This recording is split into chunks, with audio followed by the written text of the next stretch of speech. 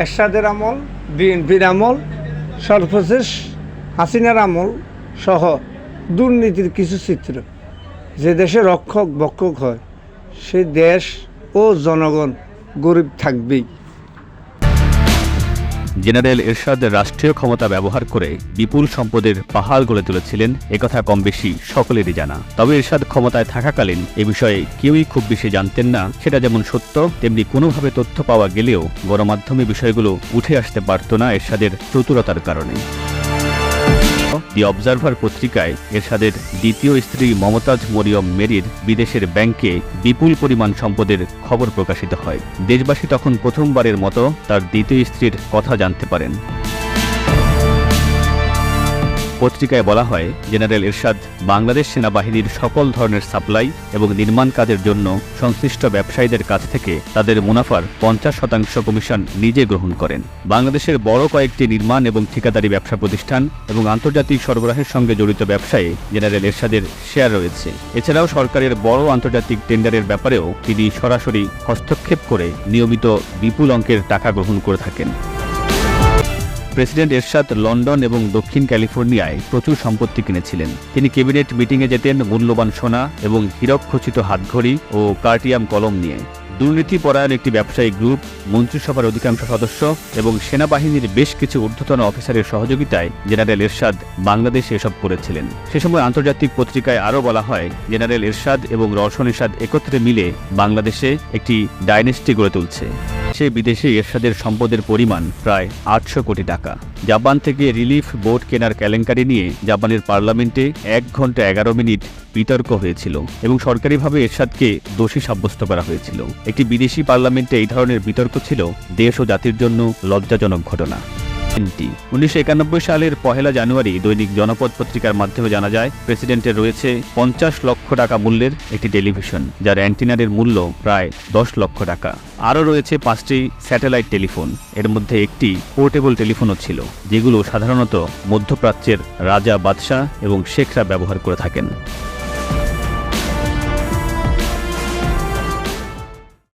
এর বাইরেও বসুন্ধরায় একটি ফ্ল্যাট এবং পূর্বাচল ও রংপুরে 50 লাখেরও বেশি দামের 2টি জমি রয়েছে এরশাদের স্ত্রীর নামে। কি অবাক হলেন? আরও আছে। ব্যাংক ও একাধিক আর্থিক প্রতিষ্ঠানে এরশাদের জমা ছিল 37,69,046 টাকা। ফার্স্ট সিকিউরিটি ইসলামী ব্যাংকের 3টি অ্যাকাউন্টে আছে 15 লাখ টাকার মতো। সোনালী ব্যাংকের 2 অ্যাকাউন্টের একটিতে প্রায় 14 লাখ, আরেকটিতে প্রায় 23 লাখ টাকা জমা দেখানো হয়। এছাড়াও ব্র্যাক ব্যাংক ও ইউনিয়ন ব্যাংকে প্রায় 1 লাখ টাকা জমা ছিল এরশাদের। অন্যদিকে শেয়ার বাজারও বিনিয়োগ ছিল তার। সেখানে বিনিয়োগের পরিমাণ 44 কোটি 10 হাজার টাকা। সঞ্চয়পত্রে বিনিয়োগ 9 কোটি 20 লাখ টাকা ও ডিপিএস ছিল 9 লাখ টাকা। কি ভাবলেন এখানেই শেষ? না, আরও আছে। বিপুল বিত্ত বৈভবের মালিক হুসেইন মোহাম্মদ এরশাদ। তিনি যেসব গাড়িতে চলাচল করতেন এর মধ্যে একটি ছিল 55 লাখ টাকা দামের ল্যান্ড ক্রুজার জিপ। বিএনপির প্রতিষ্ঠাতা জিয়াউর রহমান মারা যাওয়ার পর টেলিভিশনে দেখানো হলো ভাঙ্গা একটি সুটকেস ও সন্তানদের জন্য ছেঁড়া গেঞ্জি ছাড়া কিছুই রেখে যাননি 1000 কোটি টাকার সম্পদের মালিক। কি ভাবছেন, কিভাবে সম্ভব?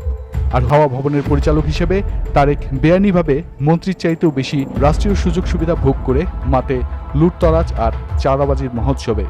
1990 সাল থেকে তারেক রহমান যে 2টি ব্যবসা করেন, আয়কর হিসেবে সে 2টি প্রতিষ্ঠানই লোকসানি প্রতিষ্ঠান হওয়া সত্ত্বেও দুর্নীতি দমন কমিশনে তারেক রহমান যে সম্পদের হিসাব দেন তাই রকম। বাড়িধারা বসুন্ধরা আবাসিক প্রকল্পে 10 কাঠা প্লট, যার বাজার মূল্য 1 কোটি টাকা। ঢাকা ব্যাংকে মেয়ে জাইমান নামে 20 লাখ টাকার স্থায়ী জামানত। গুলশানে 1 বিঘা 10 কাঠার উপর 1 তলা বাড়ি। ধানমন্ডিতে 1 বিঘা জমির উপর 1 তলা করে 2টি বাড়ি। ধানমন্ডিতে 12 কাঠার উপর 1 তলা অস্থায়ী স্থাপনা। মতিঝিলে 8.5 কাঠার উপর একটি 5 তলা ভবন। মহাখালী ডিওএইচএসে 800 বর্গ গজের উপর 1 তলা বাড়ি।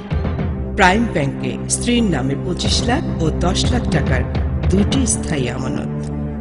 এই প্রকাশ্য সম্পদের মালিক এত চটজলদি কিভাবে হওয়া সম্ভব, যার কোনো বৈধ আইন নেই? তিনি কোন জাদু বলে এত বিপুল সম্পদের মালিক বনে গেলেন। প্রকাশ্য সম্পদের বাইরে তারেক রহমানের অপ্রকাশ্য সম্পদ রূপকথার গল্পকে হার মানায়। মালয়েশিয়া, দক্ষিণ আফ্রিকা, সিঙ্গাপুর, সুইজারল্যান্ড ও থাইল্যান্ডে তারেক রহমান কয়েক হাজার কোটি টাকা পাচার করেছেন বলে অভিযোগ রয়েছে। আর এই অবৈধ সম্পদের উৎস চাঁদাবাজি, দুর্নীতি আর গুম। 5 আগস্ট শেখ হাসিনা ভারতে পালিয়ে যাওয়ার পরই সামনে আসতে থাকে হাসিনা পরিবারের দুর্নীতির নানা চাঞ্চল্যকর তথ্য। 9 প্রকল্প থেকে 80,000 কোটি টাকা আত্মসাতের ঘটনা অনুসন্ধানের পর এবার দুদক অনুসন্ধান শুরু করেছে শেখ হাসিনা ও তার ছেলে জয়ের বিদেশে $300 মিলিয়ন পাচারের অভিযোগ।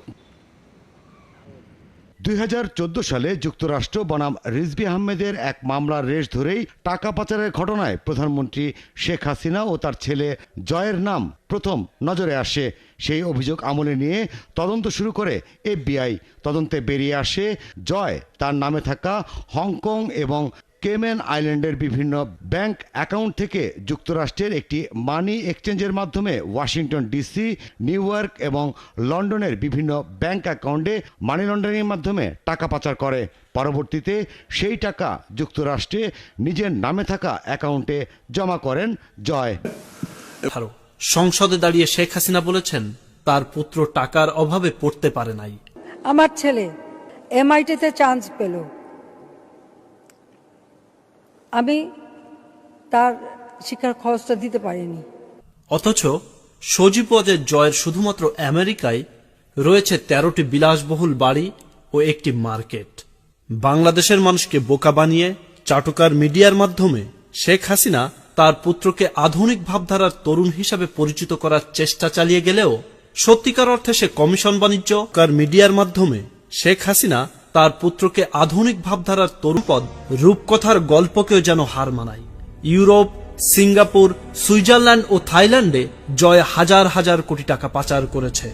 নামে বেনামে ইউরোপ, কানাডা, যুক্তরাষ্ট্র সহ বিভিন্ন দেশে সম্পদ রয়েছে জয়। তদন্তে শেখ পরিবারের অন্য সদস্যদের সাথে নাম এসেছে ব্রিটিশ রাজনীতিবিদ টিউলিপ সিদ্দিকেরও।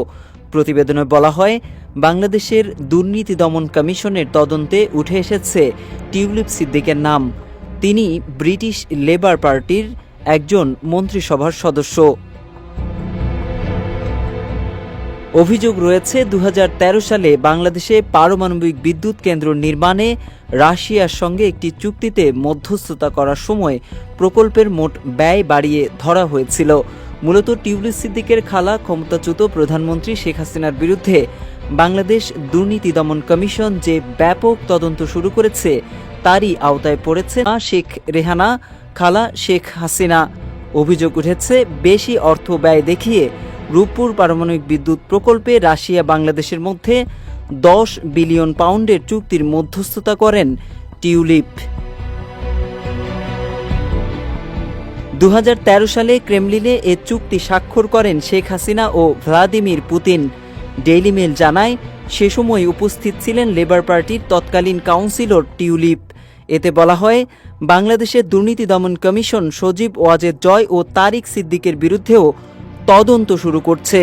তবে পত্রিকাটির পক্ষ থেকে অর্থ আত্মসাতের অভিযোগ বিষয়ে টিউলিপের সঙ্গে যোগাযোগের চেষ্টা করা হলেও তিনি মন্তব্য করতে অস্বীকৃতি জানিয়েছেন। লোপাট করা অর্থের মধ্যে 709 মিলিয়ন পাউন্ড দেশ থেকে পাচারে প্রাচ্য লিমিটেড নামের ভুয়া একটি প্রতিষ্ঠান কাজ করে। যুক্তরাজ্য সহ বিভিন্ন দেশে পাচার করা হয় ওই অর্থ। এদিকে নিজ দেশের একজন মন্ত্রীর বিরুদ্ধে অর্থ আত্মসাতের এমন গুরুতর অভিযোগে গভীর উদ্বেগ জানাচ্ছে যুক্তরাজ্যের বিরোধী দল